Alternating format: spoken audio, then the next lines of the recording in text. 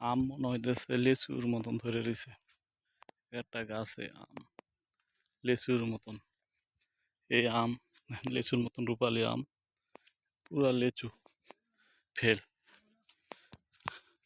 আম দেখেন এত সুন্দর আম, আম অনেক আম। দেখেন আপনারা আম দেখতেছেন সবাই, দেখেন না আম,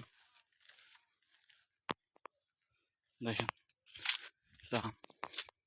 আমের অবস্থা এলো বাড়ি ফল, বাড়ি ফল আম। এটা রূপালি, রূপালি আম।